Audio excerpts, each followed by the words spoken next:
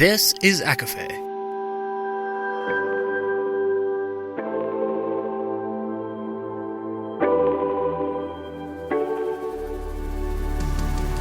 Laura Marie and Jessica Marie proudly present A Court of Fandoms and Exploration, a podcast. Fair warning, everything the hosts say is explicit, full of spoilers and adult content, and shall not be used against them. They have opinions. Let's try not to drag anyone for expressing themselves and just have fun for an hour. We all deserve it.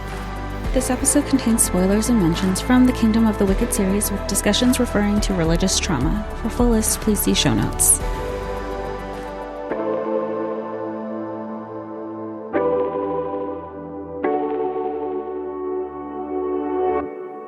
Hi, everybody, and welcome to A Court of Fandoms and Exploration, your weekly deep dive into the YA literature and fandoms that we love. I'm Laura Marie. And I'm Jessica Marie. And today we are discussing Book 3 in the Kingdom of the Wicked series. This is Kingdom of the Feared by Carrie Maniscalco. But first, we wanted to introduce a new segment to the podcast we'd like to call The Pattern. Laura, what is The Pattern? The pattern is something that we have been referring to on the podcast for a few episodes, a couple episodes. I don't know. If you are an avid listener, then you've probably been like, that's weird. They keep mentioning the pattern, but they haven't really talked about it. Let's talk about it now.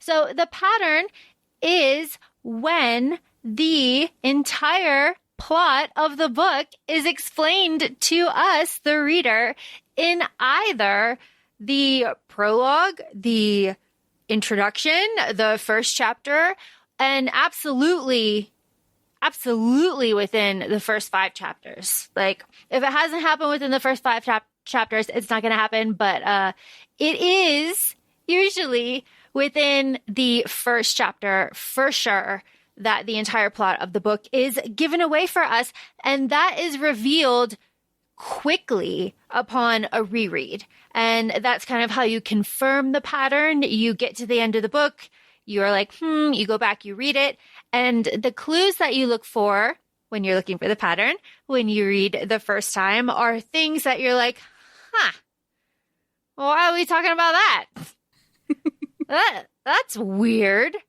Why are we bringing that strange, very specific thing up that is only in lore of the ancients? We can't possibly need that. For example, is something that would be considered the pattern, because you're just like, that's going to play out later. And when it does, and you go back and that is given to you in the first chapter, the introduction, anything, the prologue, anything like that, that is the pattern. Lots and lots of books fit the pattern. Kingdom of the Feared fits the pattern. Jess, Kingdom of the Feared opens with a few things before we get to where I think the pattern absolutely starts. Why don't you take us through the few things before our 20 years before? So 20 years before, we meet Sophia, which is Nona's friend. We know Nona from the first book. She is EmIlia and Vittoria's grandmother, and she has a friend, and we know the back, but we're in book 3, so we do kind of know about the witches and everything going on in this world. And Sophia is kind of at like this temple of the goddess of death.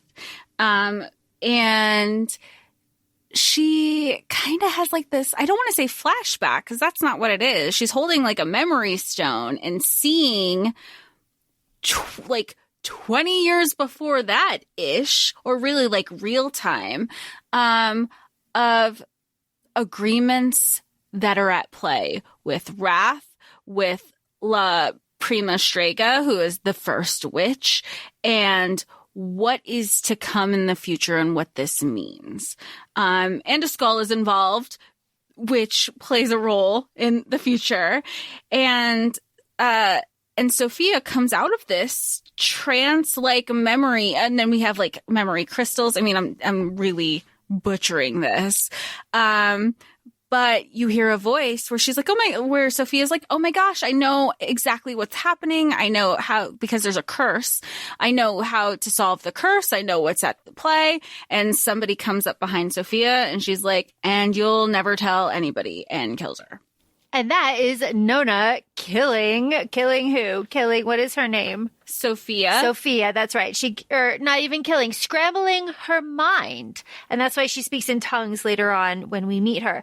And the visions that she's shown are a throne room, a demon and a witch and a curse, a well full of crystals, a sea cottage, Claudia, that's the girl that she knew well, Claudia, lots of memory stones. And then she saw Palermo that is on top of other realities, like stacked on each other.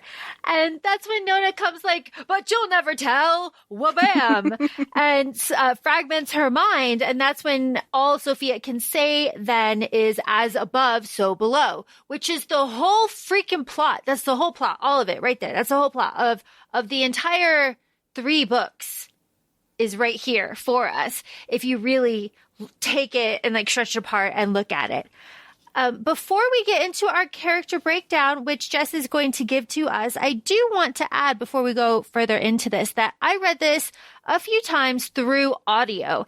And I will say this, I will stand on a mountaintop. Hachette audio is superior when it comes to like witchy books, because the way that Hachette audio has the narrator do things, brings in the music, brings in sound effects, does the spells, does the chanting, specific moments have kind of like a full cast feel. That is amazing. And I really feel like other books could benefit from that quality of audio experience. And just on top of that, before we have like our 20 years, which we just went through, there is a like prophecy, there's like a cold open, and there is like a recap, which is, I think, amazing, of the first 2 books. And it is done in this like sound effects, whispery kind of theatrical way. And again, it's amazing. And I would love if other books had this same level of detail, quality, and love given to them in the audio space, because I do feel like there is just a kind of focus on hardcovers and special editions, and these other formats, these other accessible formats that, you know, for lots of other people don't get as much love. And Hachette just knocks it out of the park. So thank you, Hachette. Yes, thank you, Hachette. And this is like not an ad or Not promo at or all. anything, because I know when we see that an audiobook when we're listening to something is Hachette, like we don't even know if the book's good. We usually just say, even if the book isn't good, we know the quality is going to be amazing, and it adds to the experience. It does. And that could be the case here. So Jess, tell us about these characters. So we basically have all of our characters back with some new ones. EmIlia, we have EmIlia, Wrath, Vittoria, as we know, is EmIlia's twin sister. Vittoria also has like a wolf hybrid second in command, Domenico, who also has a sister, Vesta, who's also known as Marcella. At the beginning of this book that we find that Vesta is alluded to have been murdered. We have the Princess of Hell, Greed, Pride, Envy, Gluttony, Lust, and Sloth. We have an appearance from EmIlia and Vittoria's mother, Celestia. And we also have the first witch, La Prima Strega, Circe, who has her daughter, Lucia, who's also kind of goes into witness protection in a way, who is also under the name Claudia. And then we have Nona back and her friend Sophia. I think those are all the key people. We will see. Let's go through it. We will see. So we already touched on Nona and Sophia and the pattern and the entire plot of the entire series right there for us. So fun. And chapter 1. All right. This is what I'm going to say. I don't love this book, but the thing that I find tricky is, yes, this is chapter 1, and yes, it is opening with smut. And like, yeah, there was like a gap in between book 2 and book 3. So like, if you didn't reread and you're in chapter 1, you're like, whoa, damn. All right. Okay. Right into it. But it's also like not the beginning of the book technically, because you have the recap, you have the epitaph, you have, the 20 years, you have all of this stuff. But like our main characters were just like right into banging. I mean, okay, fun. But they don't even, that's the thing. It's a lot of build up without that execution, which could be a theme. Edging's her theme. Could be. Could be, because it could be. Let's see. What happens here? They are trying to complete their bond, right? They just want to bang. You choose me, truly, you're willing. Yes, we have a thigh tattoo on Wrath. Like, we're getting into it. It's fun. We love it. It's chapter 1. Then EmIlia is taken to the spirit realm, and she's naked. She's shackled. Domenico is there, and who else is there? Vittoria. Hey, we're starting off strong. Plot. Sorry, I'm looking at my notes on my phone. There's plot, there's questioning, and a lot of the conversation that EmIlia is having at the beginning of this book is someone else, like, when she's having flashbacks. So she's also like, why am I having this flashback that's taking me from the pleasure that I was trying to chase in the present? But this flashback is also really pleasurable. And whose POV am I looking for? Because all of this is really familiar. Okay, so Vittoria has taken EmIlia to the spirit realm. She has shackled her. Domenico is there. She's commanding Domenico. That's very fun.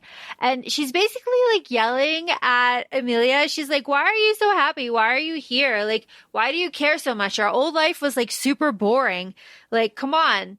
What the hell? Like, I am so powerful now. Why do you want this?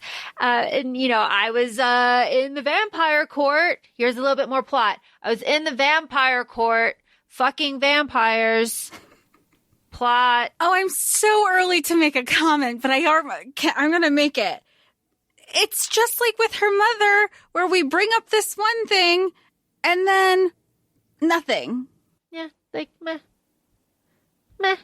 Unless it's an ongoing theme, I feel, and Laura's only talking about chapter 2, but I feel like that's going to be a lot of the commentary. Yeah, and there's a lot to be said too, because like Vittoria here, okay, so Vittoria here has given up her humanity. She is full goddess. And that's like known to everybody. And EmIlia's just like, no, you're still there. No, cooking was fun. Okay. Cooking was fun. And Vittoria's like, fuck that. And Vittoria also has all of her memories that have Right. been suppressed all this time. But there's this curse going on that nobody can tell people what the memory is. The person, in this case, EmIlia, has to get to those memories and unlock those memories. What do they call it? A spell lock? Yeah. She has to unlock the spell lock herself. Yes. And that's the thing that Vittoria is like really harping on too. She's like, you know what? If you choose Wrath, then you're going to give up like a part of yourself. And I can't have that. Like, you need to be with me. Like, come. Remember, we have a date in the Shifting Isles. Come see me in the Shifting Isles, because that will explain everything. And I guess like if she would have gone. But she's also like, bonds can't be broken, like all of this stuff. Like, come on, like Wrath can be, all this stuff.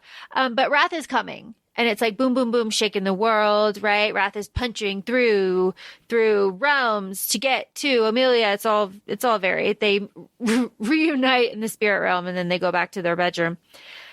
And Wrath just like casually drops that he can be killed. And EmIlia's like, here's the thing.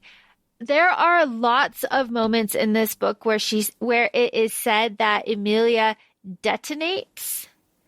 And when she does that, she makes like little burning flowers appear around her and then they just like snuff out. Is that correct? Yes, because that was also, it's consistent with book 2 and some of the comments we made in that episode too, of she says that she's going to burn the world down or she's so angry, and then it's just a lot of talk and not a lot of action. Well, I do believe that is very consistent with what happens here. It is a lot of talking and traveling to other places to talk to people. These people need phones. I think it would really just kind of like, you know. Or like with all that magic, you would think that there would be like magic messengers. Like, there should be a more effective way of communication. You would think these things. But there's not. So while there is a little bit more sexy time, EmIlia and Wrath are interrupted, bang, bang, bang, because there has been a murder. And that's our subplot that I just want to go out and say could be completely removed from this. And it would make just as much sense. Like, it just didn't have to be here. It's very convoluted. It's very just like, okay, so the murder, as we loosely referred to with the character breakdown, is there's a speculation that Vesta has been murdered and the alleged murderer is Vittoria. If we took that subplot out to what you're saying, Laura, if it was just Vittoria has been accused of murder, it's the 7 layers of hell. I'm sure murder is going around. It could have been anybody. It didn't need to be this person. It didn't have to exist at all. Like, nobody needed to die. That plot didn't have to exist at all. Because Vittoria is with Domenico and she is just trying to start a war because she's mad and jealous at Pride, more or less. And she wants like EmIlia on her side to retake their house, to be powerful enough to take them on and to punish the witches for them. Like, her plot has like nothing to do with the murder plot. They run like parallel with each other.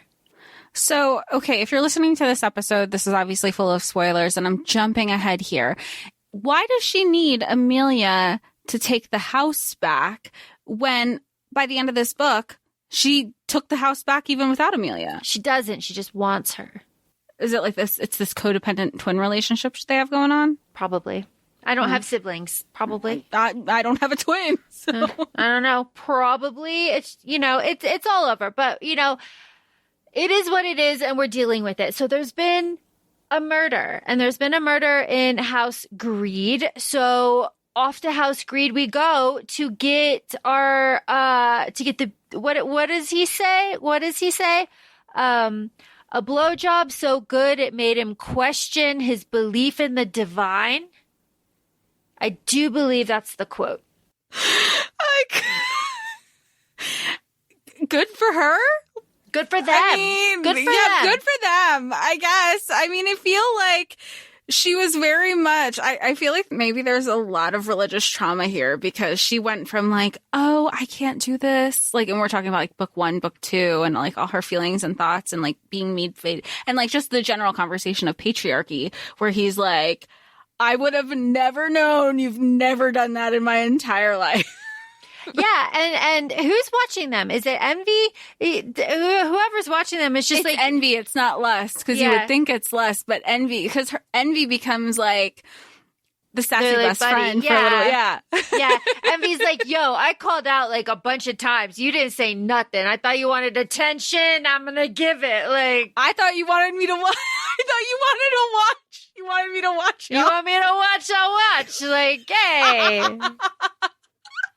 Why not? Why not? Like, good enough. And all of this to say that the water like reflects the sin. They're greedy for each other because they haven't fully consummated their relationship and accepted their bond. They're doing like everything but at this point. Yeah, consummating. Which is, that's fun. That's fun. Like, It is what it is.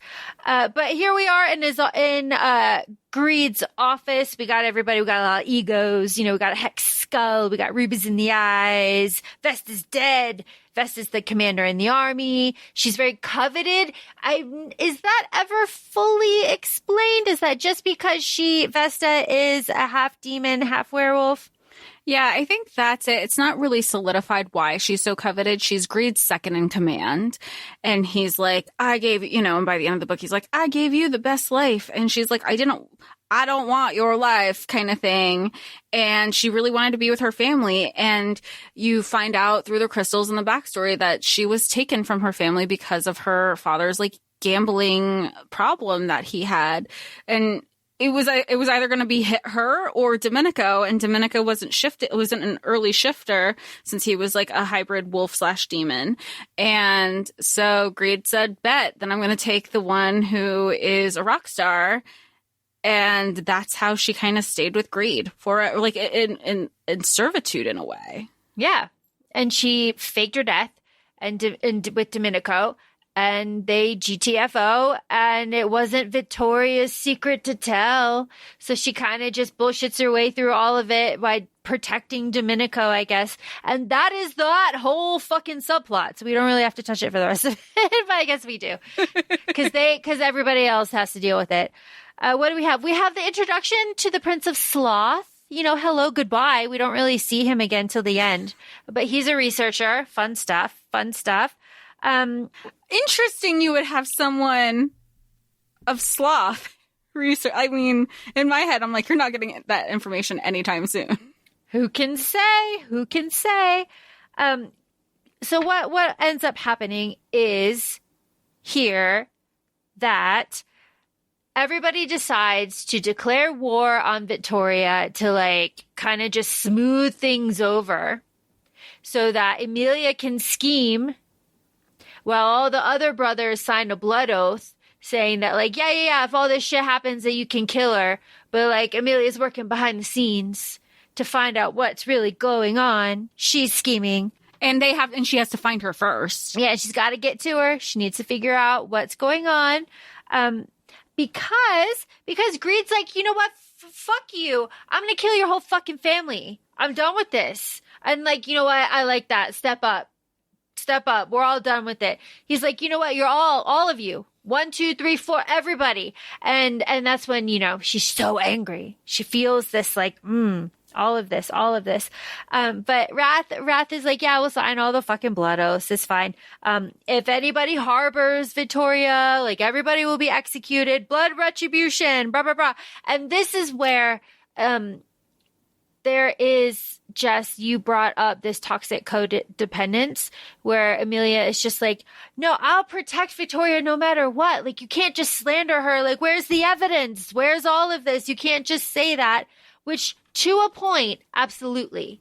Absolutely, yes. But later on, it's like, Well, in reverse, too, Vittoria is like, but I'm your blood. And if there's anything we know, if you've been listening to the podcast for a while, we know that blood don't mean shit. Yeah. And that just because you are blood, that doesn't give someone authority over you either. And that doesn't necessarily make somebody family. I mean, Vittoria is very much, I feel like when you're reading this book, you can be very much, like back and forth with like where you consider her, like, because you understand some of the points that she's making. But at other times, like, it's not my secret to tell. You could have told me.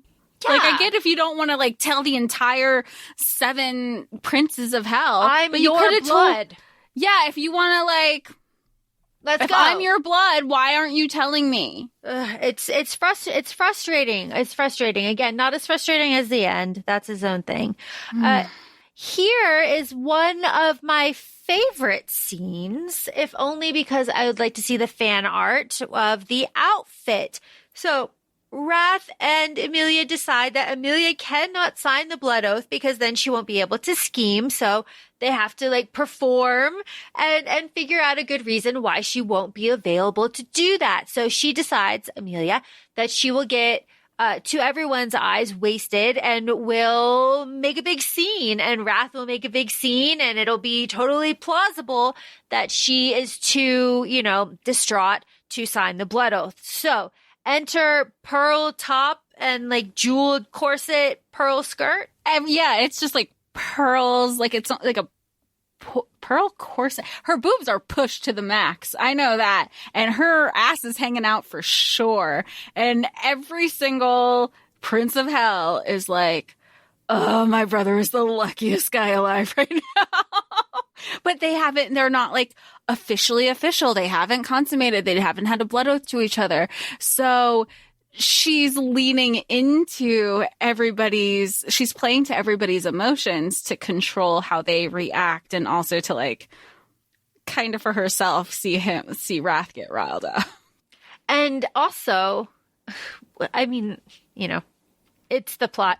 EmIlia's questioning the Duke of Devon. She's like, you know what? I'm going to straddle this man. He's nobility, and I'm going to figure out what he knows about Vesta in the most obvious fucking way. She's just like, so why is Vesta unique? Why would anyone want her? Did she have enemies? But it works. It works. It works. I mean, that's what I'm going to say. Because I was going to say, like, yes, we're laughing. But sometimes boys be boying. Yeah. I mean, it doesn't take much. It doesn't take much, but it's so funny. Because you're just like, really? Okay. But I'm sure that there are times where you're like, if you reflected on something you did, you'd be like, yeah, it really was that easy.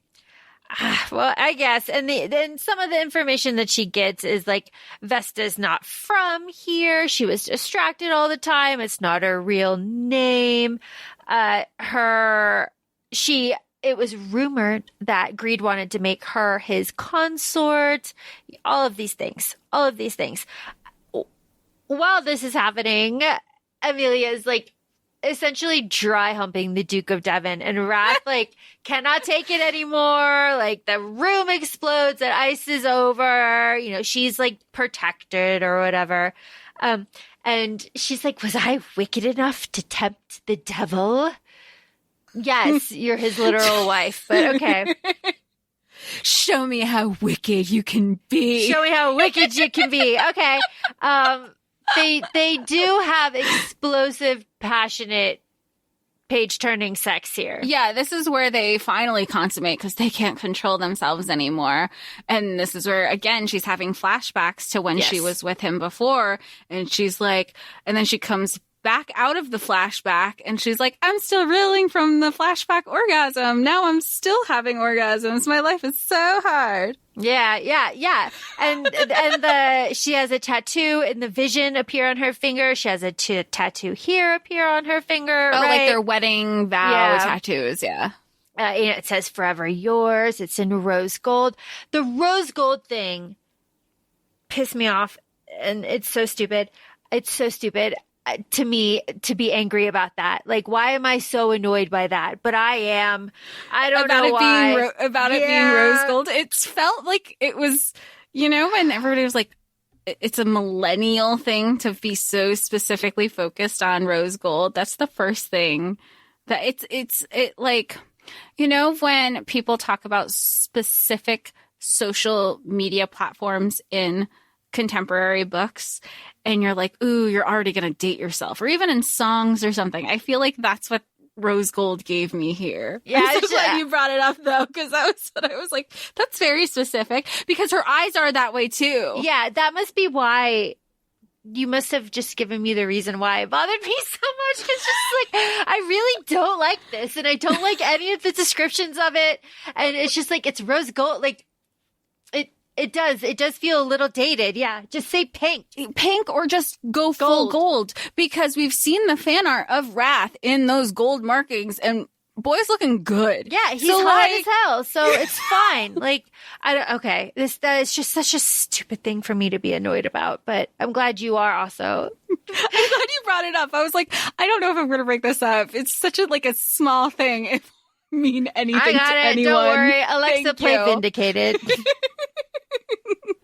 All right. Where are we? Oh, the explosive sex. How could I forget? because you weren't there. Yeah. Well, explosive sex explodes the memories open, right? Hello, I am rose gold irises, right? You are my mirror. Let's go to the mirror. Who do you see? I see Fury. I see Ra. I see my queen. I know who I am. Here's your knife that you have no memory of. Here's your knife. Welcome back, Your Majesty. I've never seen this before. And then she's like, I never saw this before. Oh, that's because I didn't give it to you. Yeah. He's like, I never gave it to you before. So let it be the first thing that I give to you. When you get your memories back, this thing you have no memory of whatsoever. The fuck, my guy. The fuck. What? Sounds like sweet as hell, though. It's got pink eyes. It's pretty. I want it. Yeah, like about it. It's just very funny. Welcome back, Your Majesty. I remember reading that. I was like, wait, who is she? Because they don't say it here. You have to go to the next chapter. And it's like, I was the goddess of fury. I was like, oh, okay. And then I went back and it's like, oh, she didn't say it there. She says it on the next page. But it's so interesting. So we get into the whole like, okay, EmIlia is the goddess of fury. This makes so much more sense from the first two books about like how vengeful she was, and she was out for blood to find out why her sister died and this, that, the other thing. But they always reference Vittoria as goddess of death. And then they had EmIlia as fury, but they interchange fury and vengeance as if it's one and the same, when fury and vengeance are two different emotions. It was very confusing. It was very confusing. Like if they said of goddess of fury and vengeance. Yeah, that I would make sense. Can I tell you? I thought they were going to find a long lost sister, and that was going to be vengeance, and it was going to be the three of them, and she was going to be like the eldest sister, and it was her house bringing in her family. No. That is not it. That's what I thought it was. See, but I can see that making sense, and that being the play out of like the first witch and the eldest daughter of the first witch. But I mean, again, we're jumping ahead here, but that's like when you get to, because I read both the audio version and the ebook version, where if you get to like page 167, they were like, you mean this story was never about us? And they were like, no. Psych. It really You really were not the main character. Like, no. You're so not the main character. We actually killed the main character. We murdered them and stuck them inside of you. Yeah. Yeah. All right. Let's do this. Okay. So the wolves come to attack. What do we know about the wolves? We know that wolf blood overwhelms senses and is like ammonia. If you throw it all over a crime scene, you're basically like covering your tracks. And that's why there's like, we don't kill wolves anymore. It's this like whole fucking thing. And the murders, because we find out there's like more than one now, the murderers, all had a suspicious amount of wolf blood around them, leading EmIlia to be like, she must have been practicing. Dun dun dun dun dun. Bum, bum, dun dun dun dun.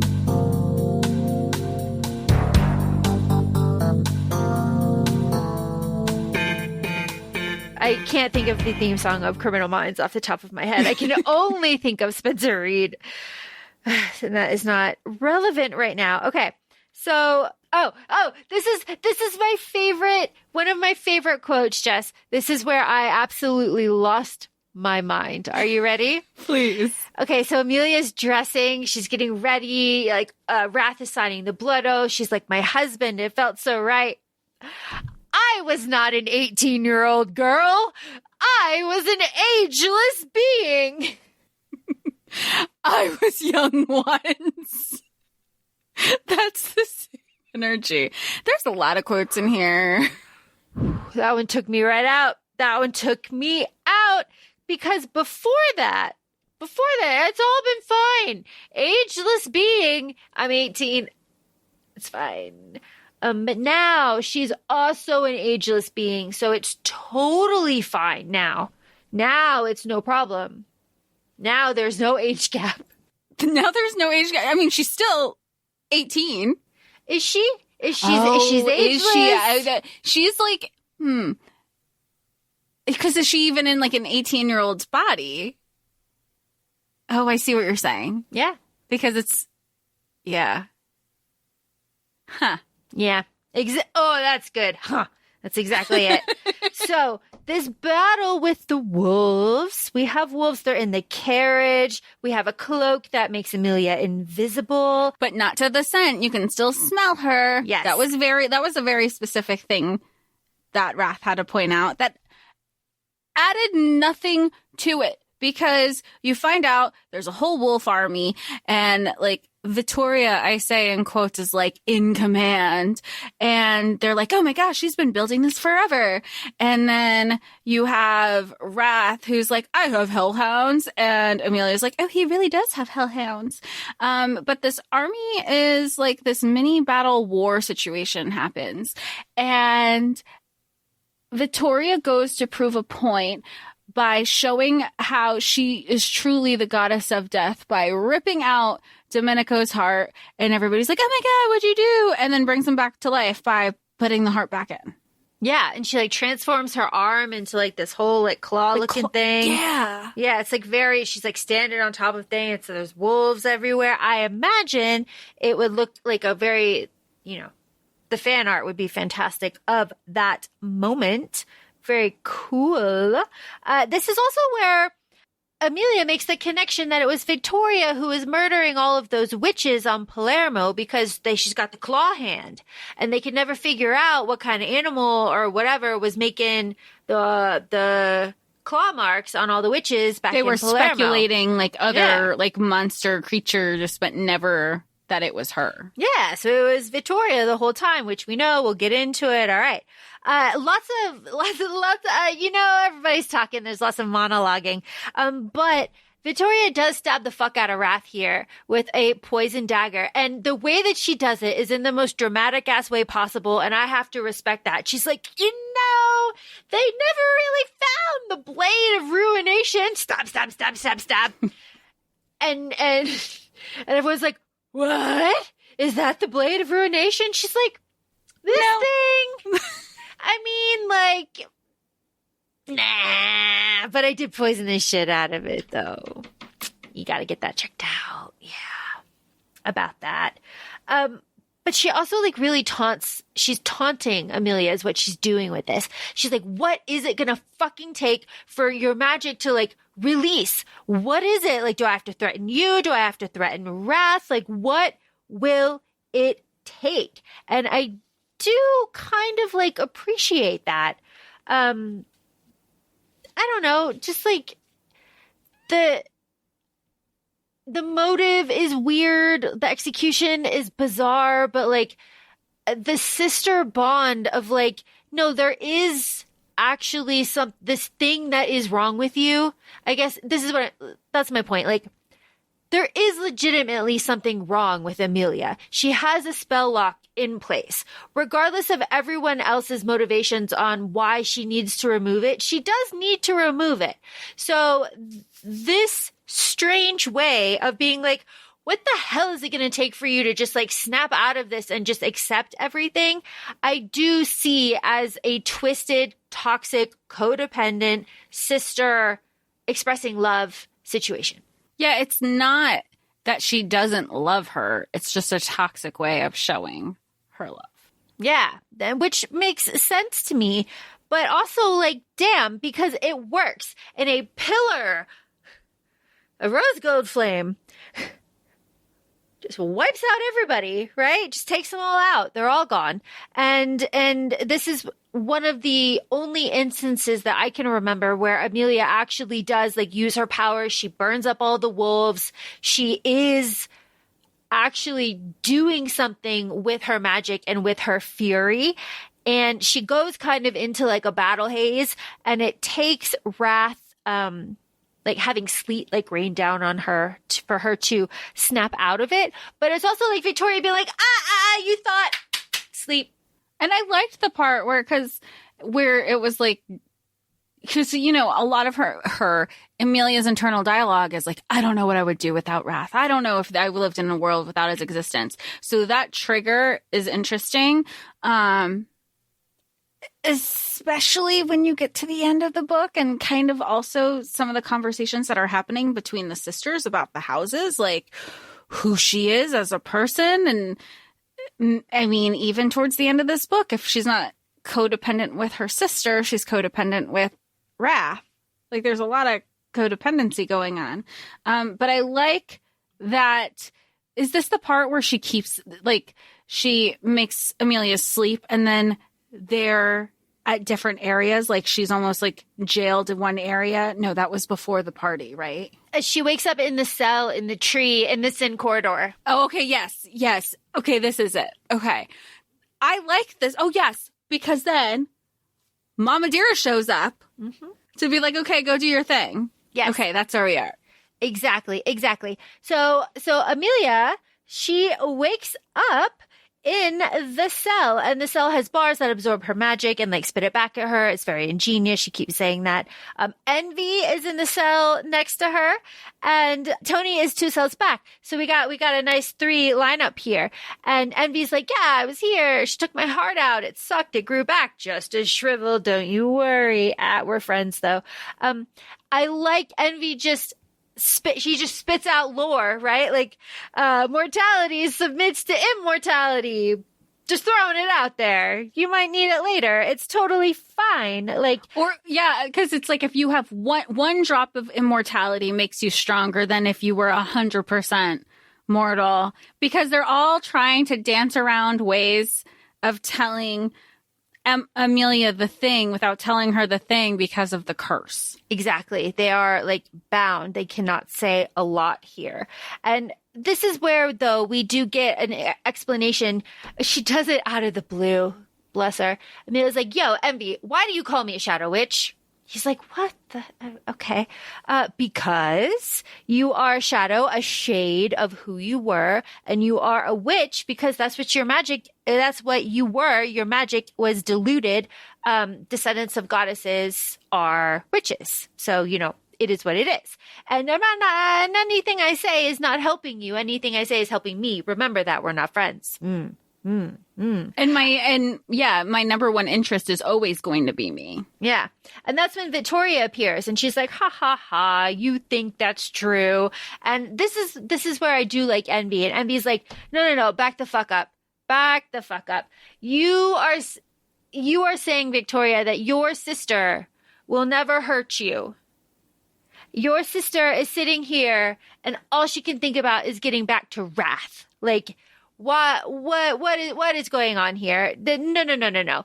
Wrath is her fate. She's like, but she's my sister. And he's like, he's her destiny. Like, get a grip. And also, yeah, maybe 2 books ago when we haven't had the relationship develop the way we did. Beginning of book 1.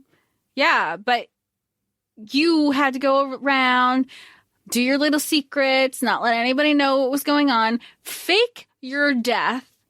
Your sister is distraught. Like, that's still something that we find out in book 2, where you're just like, you could have told me. Because it all goes back to what she, as in Vittoria says in this book, but I'm your blood.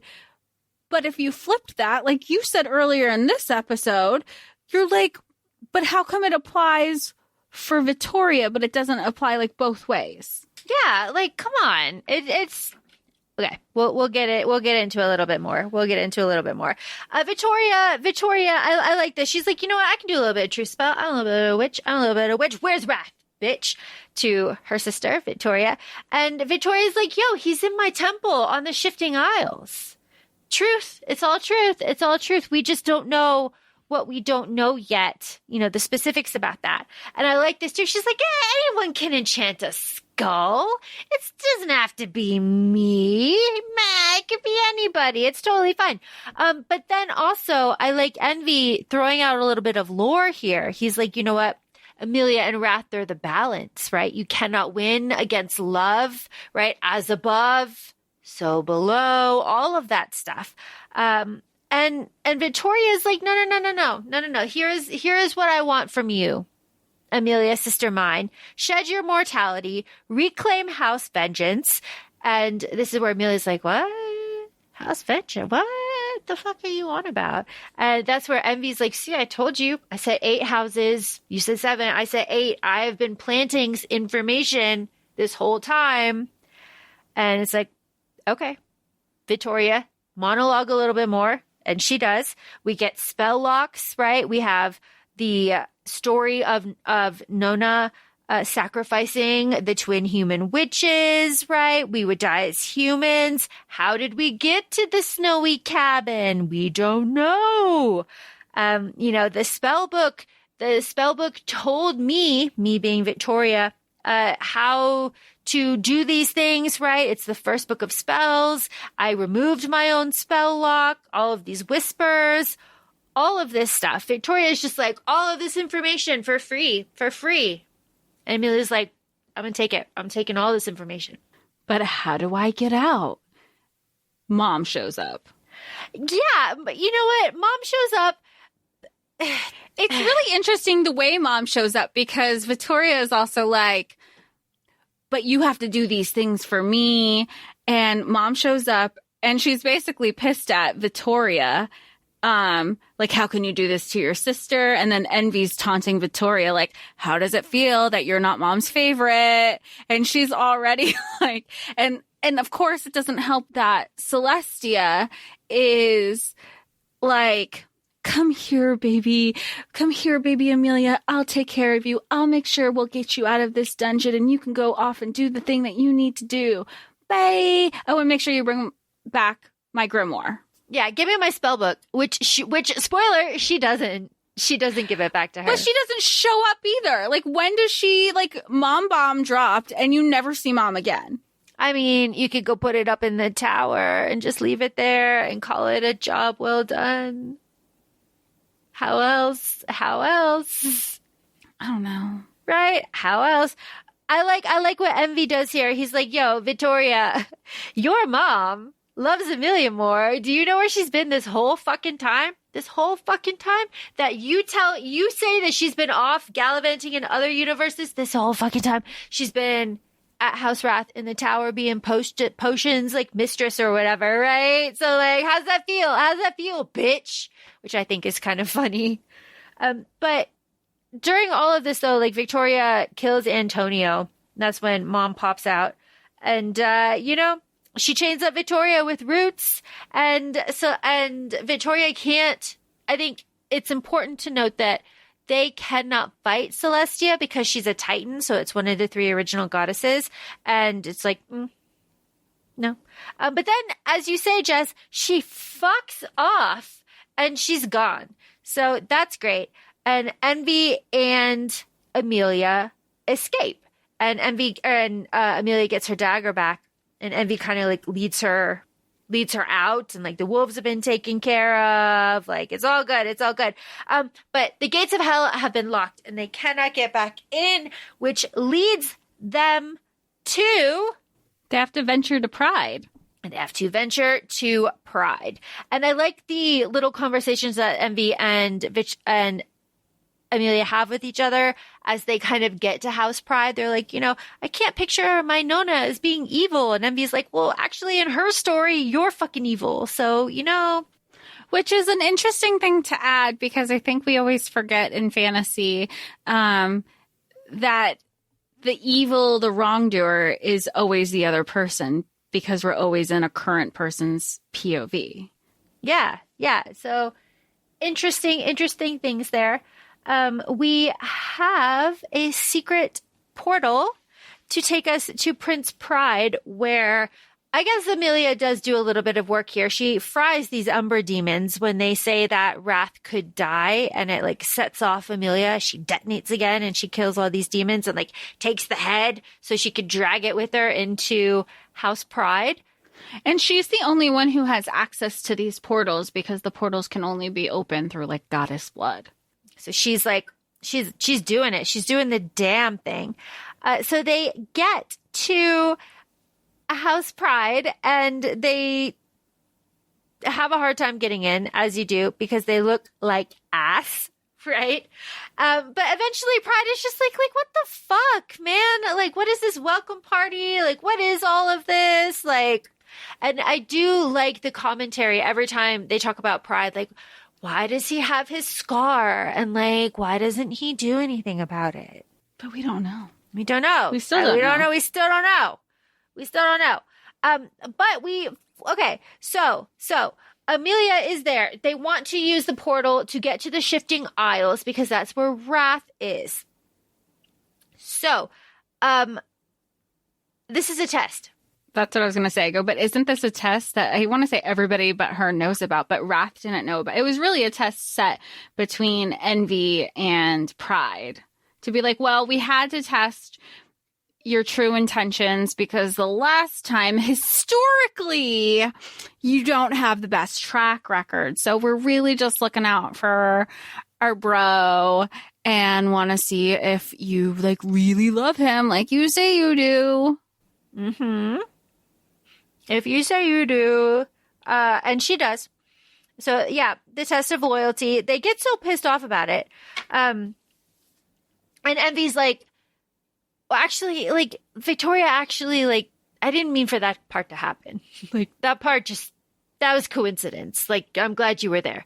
But like, all that stuff before was really a test. So just saying. But then Wrath shows up and everybody's pissed. Yeah, because Wrath like senses her because he couldn't sense her before because of how Vittoria had her trapped. But now that she is back in the realms, because she was trapped in the shifting isles, yeah. And you can't, like, the demon or the princes can't sense anything in the shifting isles. So he senses her now. He comes back. He's pissed, and and she's still like infected through the werewolf claw, hybrid claws that she has through her chest. So he whisks her off into like a sparkle pond, where I call it the sparkle pond. I know it has a formal name, but he even at this point is like cautious because by her entering this pond, it could mean life or death for her. But if he admits to saying if basically she can be healed through this pond, and this is the only way that that infection can be healed. Yes. My quote here is, grab the stalagmites. Died. Did you lose it? I went. Or you rolled your eyes? Really? Well, okay. I was laughing, and I was like, because so they both go into this pond, and they're like all hot for each other because they're never not, apparently. And he puts her on his shoulders, but the front way. And then he's like, hold on to the stalagmites. Here's a trick that I learned in 5th grade. Stalactites hang tight from the ceiling. Stalagmites might reach the top. Oh. Isn't that so good? Tight from the ceiling, tight top, might reach the top. Stalagmites reach the top. So she's reaching onto the stalactites. Like this. And he's going to go to town on her. Yes, like this. She is, though, wrenched to the Shadow Realm, where Domenico, Vittoria, and a chained up and beat up Nona are waiting for her. This is the, like, big plot reveal. All plot. This is what I have. Chapters 12 through 13, 46% in. All plot and backstory. Pages 167 and 169 are specific with their backs, like with all like the Shadowlands and the backstory. And this is also the first time that EmIlia is shocked. It's just like not shocked, but it's another thing that her world is turned upside down because she sees her Nona. And even though she's been hearing this, that, the other thing and like slowly piecing things together, it's also like she sees Nona and she sees Nona is praying and she realizes that she's praying out of fear of Emilia and Vittoria, not for them, which was like this whole shock because Nona was the only thing that she's known her whole life, her whole mortal life, I should say. Yeah. Yeah. And she's like, she's not rushing to protect you. She's not rushing to help you. She's cringing away from you. This is Vittoria saying this to Emilia about Nona. She doesn't want you. Like, hey, wake up. So what do we have here? We have the story of Sophia. Caught her scrying, trapped her in her mind. She went against the council. She fucking deserved it. All right, Nona, damn. Wrath was cursed to forget all that he loves, which is his wings, whatever. The first witch, he cursed her right back. They made a bargain with the devil. It's a whole fucking thing. The first witch, this is the whole thing. The first witch, her daughter was with Pride and she didn't like that. So she contracted, I'm just saying all of it. So she contracted House Vengeance to scheme to have the brothers fight so that the daughter would see that Pride was not faithful because they would be fighting over Nicoletta, who is the shared personality that Emilia and Vittoria created. That is so fucking convoluted. That part I had to read twice and I still didn't get. That I was like, wait, were they just split from the same person? But no, they were like, they were pulling a game on them. They're running them. Yeah. Because Emilia was falling in love with Wrath, and then Vittoria was falling in love with Pride, and they wanted to set it up where Wrath would walk in on Pride, but also Lucia would see, but think it's yeah. So Emilia grabs. This is all Nona telling us what happened, and Vittoria. Emilia grabs Wrath before the reveal, and they have that tryst. That's where the tattoo, all that stuff pops up, and that is when Emilia disappeared, and all Wrath had was like little bits of hair and like whatever, and that is what ended up starting a huge fight. That is because the witches had taken them and again switched them with those witch girls about the prophecy, killed those girls, and gave Emilia and Vittoria, who came after Emilia when she figured out that she had been taken, and Vittoria was also captured, and those sisters, Emilia and Vittoria, were stuffed with the mortal hearts of the dead prophecy witches. Yes, and then the wings, which were taken by the first witch, were put into amulets that the girls wear to hide them, right? Yes, to hide them. Yeah, which is why they were able to be found when she took it off. Yes. And then the Star Witches then were to guard these girls and to let them die as humans so that none of this would ever happen. And there would be no goddesses of fury and fury and death. Yeah. Whew. Whew. We get more. There's more. There's more. There's more. There's more. There's a little map. House Vengeance, right? The underworld is Italy. Okay. House Vengeance is there. The upper part of Italy is the ice dragons. Tuscany is where the princes are. Sicily is the shifting isles. I like that they made Sicily hell. I don't know what that says about anything. And then the House Vengeance is up in the mountains, right? In Campania, my Italian's terrible, where there's a veil that erases memories. We get, there's more. Hell goddesses came first and the demons came later, right? Yeah, because even the hell demons and the princes of hell, they're not gods of hell. They are princes. Like, essentially, Vittoria and Emilia kind of hold more power as goddesses over them. Yes. And we have Vittoria admitting to killing the witch's daughters as like punishment. And she wants a war. They were trapped for 20 years. Fuck all these people. They all deserve to die. Wrath can't give you his whole heart. Remember that. And this is where EmIlia's like, all right, I'm fucking done. Don't threaten me. I've been tolerating this because you have been villain monologuing. Appreciate. Thank you for the info, but don't do this again. I'm fucking done. I will say what I like about EmIlia is she I don't want to say corners people, but she antagonizes people enough to get her to do their villain monologues or to give them any sort of information where she'll be like, that's all I needed. You didn't tell me, but through my context clues, I know that this isn't going to happen or this doesn't mean this. So by deduction, that was super helpful. You don't have to tell me anything else. And she is very good about that. Just tell me about the visit of the vampires. I love the visit of the vampires. So now picking up where Laura said, where EmIlia is like, don't call me, I'll call you. She goes back to Wrath. They have sexy time again. They talk about like what they do to protect each other. Wrath is confirming like, you're my queen, you're my equal.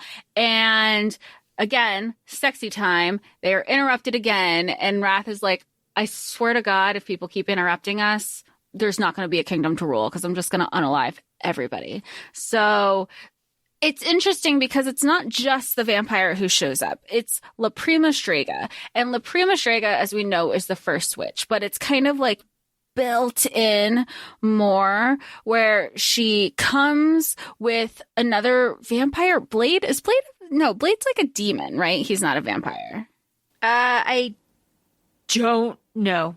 But basically a group of vampires breach House Wrath, and everybody who is like basically the military bring them in, and they're like, what are you doing here? What are your motives?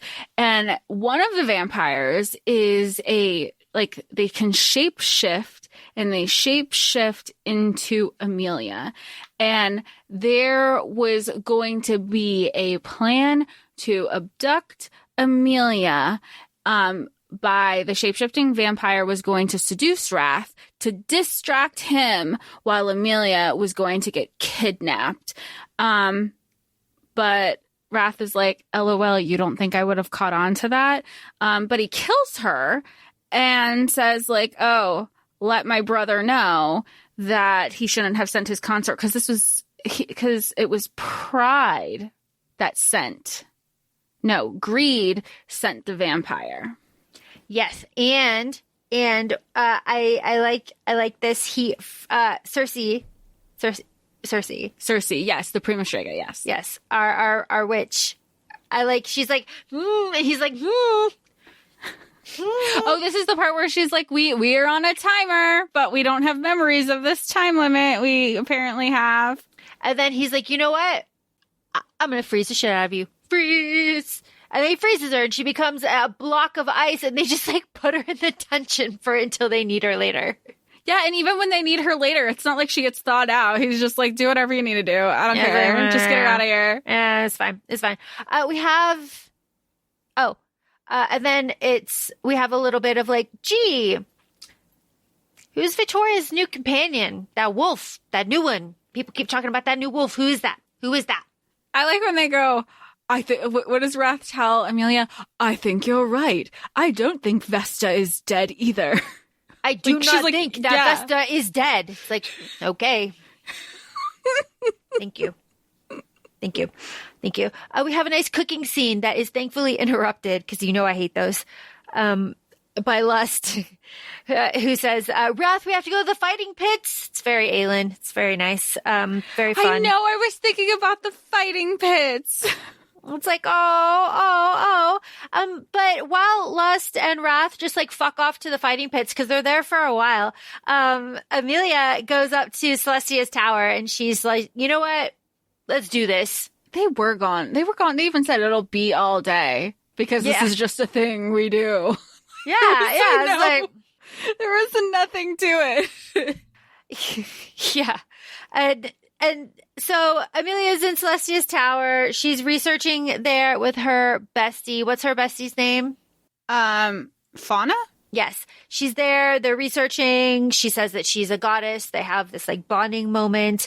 They discover that the light purple drink that Wrath has been drinking is the bleeding heart tincture, which prevents love from taking root, which is how it's how that EmIlia is still able to be. It's the whole curse thing. It's the whole thing. And of course, like she's like, what do you mean? This is like, now she's upset because now he's taking this tincture because he's not to love her and she just wants to hear him say, I love you. But she also has this whole backstory, which I do, again, I will give EmIlia credit because at the end of the day, she's like, I can't, my insecurities and my like what I'm projecting isn't fair to fault him. It's not his fault. It's fucking the OGs. It's a mother. It is a mother that can't stand that her daughter isn't under her control and chose someone else and chose pride. And even then, which is also crazy because we know, well, I guess we know this, not at this point, but we know later that Lucia even says, like, I made this decision. She broke up with Pride. She was hurt. And it's like those hard decisions where you're like, you could still love somebody, but you could ultimately know that you're just not going to be good for each other. And that's what Lucia was saying. And so when her mom would come in and say, you know, Cersei was like, oh my God, like try to educate her and control her. Claudia was very much like, fuck off. Fuck off. You're acting like I didn't have these own thoughts on myself. You don't control me. I control me. And you're acting like I don't know what I'm talking about. I know that that's the hard decision.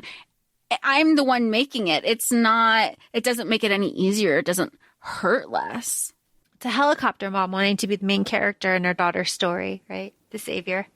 All right. Through all of this testing that EmIlia is doing, she's finally just like, fuck it, Domenico, bang bang, let's go to the monastery, let's do this. So finally we have the reveal, right? Jess, you said that this kind of took you by surprise. We've been saying it this whole episode, but this is the reveal. Yeah, the reveal that that Sicily is the shifting Isles. Yes. Yeah, this is the one I was like, oh, I did not see this coming. Did you? I had no idea. I was just, at this point, I was just going with it. I was like, oh, really? How?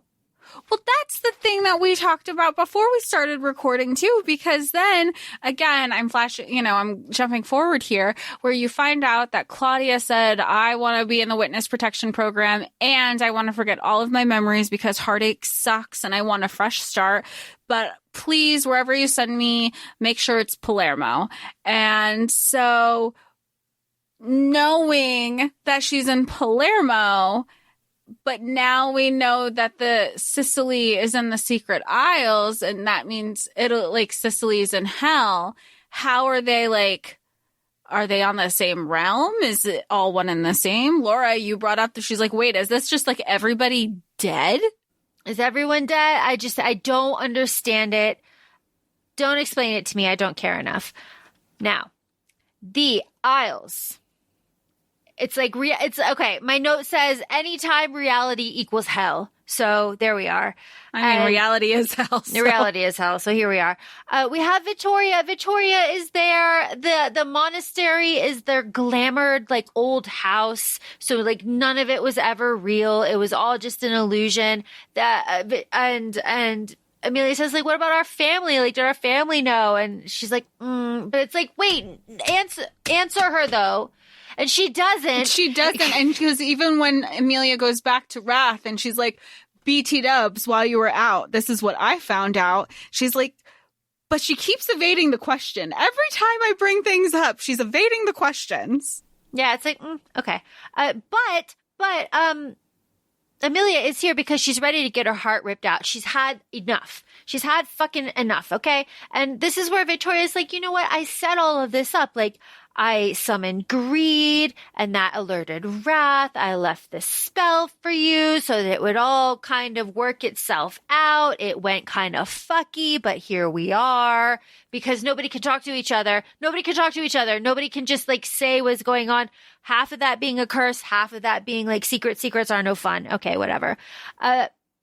Vittoria, this is where I like it. Vittoria is a woman of action. EmIlia's like, I can't believe she actually ripped it out. I can't believe she actually did it. It's like, that's what you're here for. That's what she's wanted this whole time. Ripping your heart out. And it was fully consensual. She was like, I'm ready. Like you, and you do it because you're the only one who can. Yep. And immediately the memories start to return. She's immortal. She's like, the colors are more vivid. She's incredibly strong. She's powerful. And the line is like, good to have you back, Fury. How do you feel about a little vengeance? Yeah, it's like, and they go to burn the Scarlet. I was going to say the Scarlet Witches. The Star Witches? Yes. The Star Witches. To be like, you fucked around. Now you're about to find out of everything that you put us through. Yeah, they burn the restaurant. It's a whole thing. But here's the thing. It's not even the witches. Like they were like, oh, here's your restaurant. It was just like to send a message because she even says they can rebuild. This is really just an inconvenience for them. So then the witches attack EmIlia and Wrath because a Wrath shows up and is like, you could have died. And she's like, but did I? But I didn't. But I didn't, and now I'm fully restored. So, like, fuck off. Fuck off. And she burns everybody. She burns all the witches. Like, good. And because, like, greed, it's like a whole thing with greed, right? He's like, the witches, and greed's like, thanks. Go to your rooms now. Thank you. Preach. I have a question, and I feel... maybe like a lot of the questions we have for this book, it's not answered. You know how they focus on like, okay, we have the Princes of Hell and we have the Seven Sisters. What is their significance? Because I feel like they're referred to a lot. I have no idea. That's why I kept thinking there was going to be another sister reveal. That I thought maybe. Yeah, and they're like the crone and the Seven Sisters, and I was like, okay, we're not getting deep. Why do things keep getting brought? Like we have the crone. We have two sisters. I thought. Yeah, you would think that there's more. I don't know, but then when you get to the end of the book, you're like, we have like. I mean, clearly we're trying to talk through this episode, and we're like, here's a question. It's not resolved still, and I believe that this series was a confirmed trilogy, and now there's spinoffs with other. I don't know. Let's get through this one. We have a dance where everyone is looking at EmIlia and Wrath like they are pariahs, like they are just awful, like whatever. Oh yeah, and they're talking shit about EmIlia, like, oh my god, she tricked him, and oh my god, she's this, that, the other thing, and he's like, pay no mind to them. Yeah, you don't know. But it's also like, okay, fine, I'm over this. So let's have EmIlia go to the well. Like the memory well, right? Here we go. Memory well. Oh, BT dubs, only goddesses can go. Only you can do it. It's fine. Can't go. Everyone's pissed off but only you can go. Blood offering, stairs, pop. This is down. This is out in the yard, right? Stairs pop down and we touch all of the memory crystals to see what is going on because you have like a question and she's like, I pictured her just like screaming into this like, area. Well, she eventually does because they're like, you just have to like channel it and it'll come to you. And she's like, I don't have time for this. Reveal yourself. And she's like crushing crystals as she goes. Yeah. Which is so interesting because that means as you're crushing crystals, because we know later in the chapter that she was like watching a memory and then she was like, and the memory stops. And then I looked at my hand and it was because like she was so angry she crushed it. So now, like, that's kind of fucking rude that somebody shared their memories and you just went ahead upon yourself because of your fury and just destroyed people's memories. And what memories? Well, we have Vesta's entire life story. Werewolf pups, greed is there. her father, or her uncle, whatever, and Domenico's dad gambled her away. It's Vesta. We have Cersei and Wrath.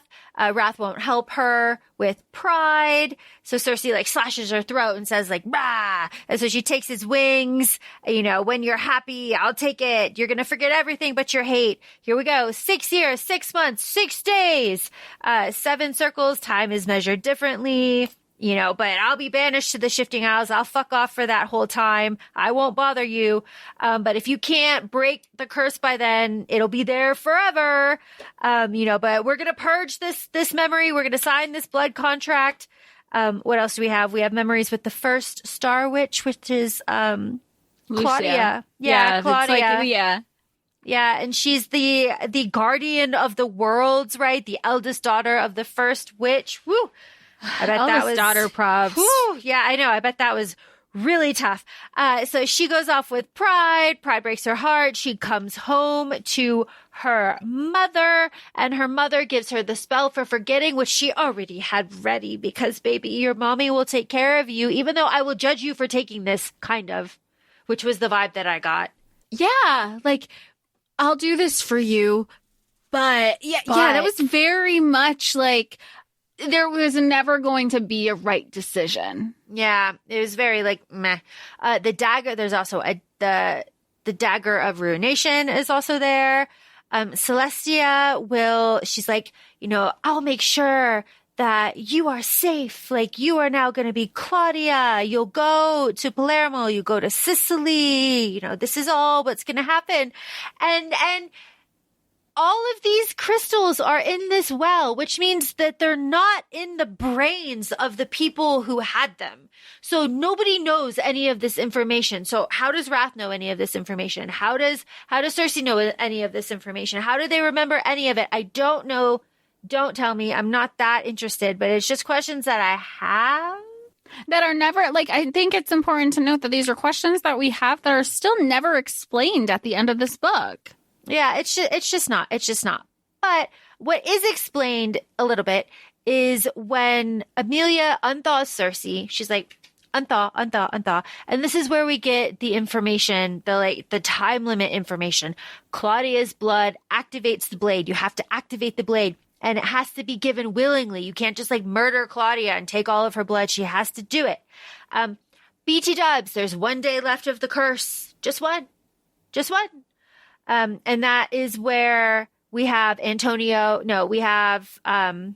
Domenico, he's like growling, whatever. And he takes EmIlia, temple. Claudia's like, I'll go with you. But no. I like Claudia because, and EmIlia does too, because she gives her the whole backstory. EmIlia gives Claudia the whole backstory, and Claudia does give everything willingly. She's like, yeah, absolutely. And it was the one time that I feel like EmIlia acknowledged that Claudia was like, oh, I guess she really is a true friend. Like, she's not asking for anything in return. Because in book 1, it seemed like she felt very frenemy with her. From what I recalled, I did not do a reread. And it was nice to see that friendship. But in return, she even said, look, I found this memory. It is yours. She goes, should I look at it? Should I do this? And she's like, that is for you to decide and for you to choose. And this is your choice. You have it. You chose to give it up. It ultimately comes down to, what do you want to know? Like, if you are, it's like Barbie with the heel or the Birkenstock. She's like, which one do you want to choose? Do you want to remain blissfully happy? Barbie's like, yeah, that sounds great. Like, no. You have to. Yes. It is really nice. It is also, though, kind of like, okay, is she going to do it? Is she going to do it? Is she going to do it? Where's the payoff for that? And I think that is where the spinoffs will happen, is there. I think that is the seed that is planted for the spinoffs, is here with Claudia and what she will do when she gets her memories back and goes back with pride and that whole thing. I think that's where the spinoff is. But as you say, Jess, everything was given willingly, and EmIlia races back to Wrath, and she's like, hey, stab me right now. You gotta do it right now. We're on a time limit right now. Not only are we on a time limit for one day, she only has an hour to do this because of like whatever blood dagger ruination power Claudia has. And he's like, no. And she's like, right now. Come on, you stupid man. I'm telling you what to do to fix everything. You stupid man, just do it. And after convincing, he does. She doesn't die, obviously. The blade does what it does and takes all of her magic. We'll talk about it. All of it. And these beautiful white wings burst from Samael. Wrath is back. The curse is broken. Huzzah, hurrah. I guess. Wrath weeps with joy, but EmIlia is powerless. My queen, my love. She has 6 orgasms in their lovemaking. 8. She had 2 and went on for a half dozen more. It was like, that is... I thought Wicked Beauty was intense because, good for them and Wicked Beauty. I was exhausted reading that. Whew. But 8? Whew. I mean, if you're listening, good for you. Good for you. Good for you. Good for them. My note says stamina. Damn.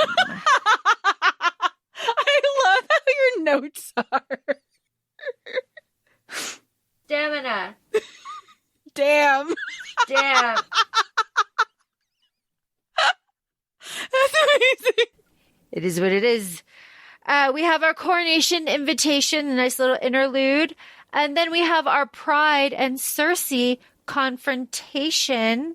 That was fun. That's fun, right? I mean, this is the backslide of the book, the very end. EmIlia loses her power. Oh, that's what I had. This is what I put. All the sexy times, lots of I love yous. Chapter 27, I was just like, nothing. 28 is we're off to the wedding and it's wedding time. But everybody's invited, and it also means Vittoria is invited. And everybody's like, what is she doing here? Murder her! And EmIlia's like, nuh-uh, like, I am the queen, and she's my sister, and we're besties. And she was like, and furthermore, then Domenico appears with Vittoria, and who shows up with Domenico? Vesta. And she goes, we agreed that there could be a murder.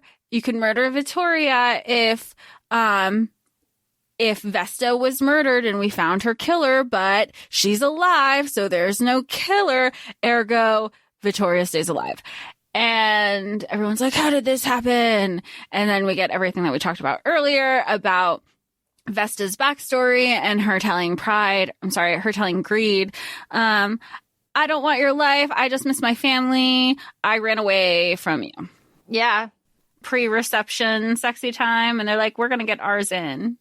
Yeah. My note just says meh. And then it says, and then it says party at Lusts and finally admitting to being friends with envy. And I have the reporter, the little banter about the reporter and, the observation that Pride is like a little remorseful. There's also a little callback to Tansy, the horse. Very fun. I liked that upon like the entrance gate of House of Lust's mansion, it says enter all. Yeah. It's like, hey. So that's fun. Like, it's a little, we're at a party. It's really fun. That happens. EmIlia goes to House Vengeance. That's great. We have that kind of, and Vittoria's like, I can do it myself. They're partners, love, sisters. But I like where this is the part where Vittoria's like, sis, but you didn't have to give up all your fucking power. You could have gone about it a whole other way. And we have the resources. We literally have our mother and La Prima Strega. We had everybody at our fingertips that we could have been like, fix it now. And you chose to give up all your powers. What the fuck? Yeah. Why did you do this? I gave up for magic. I gave up my magic for love, for the life that I want. My note says Victoria disagrees. I think we all disagree. Yes. We all are Victoria here. Why? And Why? I feel like the author made it up. She knew she has to know how a lot of people feel about a female losing her power, because she made a conscious effort to explain EmIlia's rationale of giving it up. Yeah. And then to either further solidify it, she says it, I didn't have to agree with all her choices, and she didn't have to agree with each of mine either. That didn't mean we didn't love each other and respect each other fiercely. We were twins, but we were our own goddesses too. Which, like, on paper, yes. Yes. But also, right? Yes. I don't, maybe I just don't maybe I just haven't had this type of love where I would sacrifice my entire being. No, because I would resent that person in the end. Right. That's Which brings us into the next chapter of she gets her powers back. Yeah, she gets her powers back, but okay. It's more than that. It's a bigger conversation than she does get her powers back. Yeah, let's end on this conversation. So Wrath and EmIlia have these love confessions at the end. He's like, no, you are my equal, my true partner. Like, I told you that I have enough power for all of us, and we accept the bond. So they accept the bond. There's oaths. There's all of these things. Wrath, gives her all of his fire magic, right? He's like, we're equally balanced, like my ice, your fire. Now his wings are truly black, right? Thank you for giving up your wings for me. I gave up nothing. I have everything. I have my wings. I have my wife. I have my realm. Everything is perfect for me. So hard being a man. So good for you. So good for you being a man that he then takes his wife and shackles her into the library and fucks her senseless. And that's how the book ends. All right. Let's talk about it. I do not understand this losing. She gave up literally everything that she had grown to love. She was a goddess. She had just got it back. It was everything. She was like, my memories, I just got it back. And like you were saying, loving herself again and this new person in a way that had been taken away from her memory-wise for the last 20 years. Yeah. And to give that up, I just cannot. I cannot, because that man did fuck all this whole book. He did almost nothing. He talked a lot. He threatened some people. He fucked her a lot. But he was in one battle and got kidnapped, sort of. I mean, maybe she's just dickmatized. Dick down so good. Good for her. Because even the brothers at the wedding reception, even the ones that she kind of had a little some contention with, they openly communicated to say, we don't we recognize what you gave up to break the curse for everybody here. It wasn't just a one-on-one. You broke this. It was a bigger thing, and we recognize that. And she's like, yeah, totally. But I'm powerless, and every other person here is more powerful than I am now. I was at the top, now I'm at the bottom. And now she's like, what? Okay, here's the thing. She's mid-tier now, right? Because she's equal with him, but she was above him. Yeah, she was a goddess. He obviously was not a god. And I think in the wedding, before she got his powers, she was they were equals in name. She was the princess of House of Vengeance. She was the queen of House Wrath.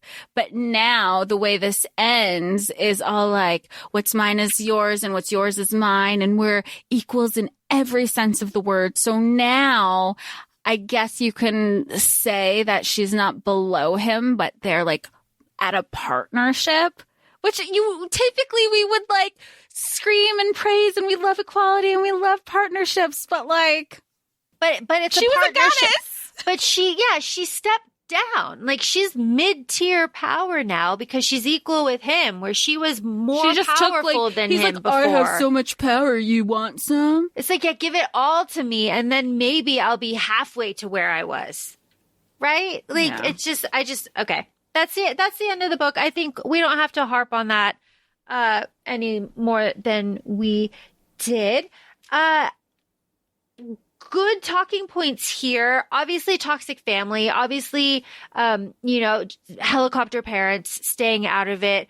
The losing the power for a man trope, obviously not great. The audio experience of this is fantastic. Hachette, again, knocks it out of the park. Would love to see the fan art. The descriptions of the costumes, I say costumes, their outfits are awesome. The descriptions of the cooking were very limited here. On paper, not bad. On actual paper, not excellent. It's hard to be like, I don't want to harp. I know when we started this series and started discussing it, we had a lot of people had reached out to us in DMs. Are you going to talk about it? Are you going to talk about it? And we didn't love the first two books. Knowing the fandom loved this. There was a frenzy. We were worried about like how our opinions were going to be received. It's interesting to find that this third book, Reddit hated this book. And I think some socials did too. Other social platforms were very vocal about like, what the hell happened in book 3? So it was interesting to see. I don't want to say people caught up with us because, again, like their reading experience from the first two books was very vastly different than ours. But it was interesting to see the people who loved this book so much go on a completely different opinion with book 3. I spent a lot of time on Reddit just trying to suss out what was going on here, and it is just like panned. There is just nothing positive that I could really find about this.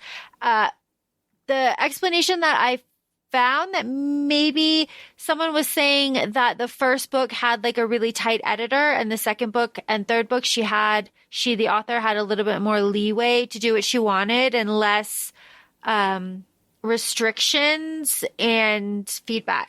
That's interesting because I know we've had the discourse previously of like media being a reflection of our times, because you could almost also see that with the way the books were released. The first one came out in 2021. The second one came out in 2020. The first one came out in 2020. The second one came out in 2021. And the third book came out in 2022. And we're recording this episode in 2023 of the shift of like spice and the conversation revolving around adding more spice. Like, I wonder if that was something that was always intended for the author, or if there was a pressure to start going in that route because there was a demand for it, and not just a demand, but an acceptance of it. I think that's also a bigger part of the conversation, because spice has always been around in books. It's just more vocally talked about now. I mean, you have retailers who have spicy book themed tables. So in the public, it's not like this thing that people hide behind anymore. So that's an interesting part of the conversation that I wonder if that's that people are talking about with the extreme. I got nothing. But that being said, feel free to follow us on Instagram. We're at ACOFAE Podcast. We're also both on TikTok, ACOFAE Laura and ACOFAE Jessica. And feel free to reach out to us, and we'll talk to y'all soon. Bye. Bye.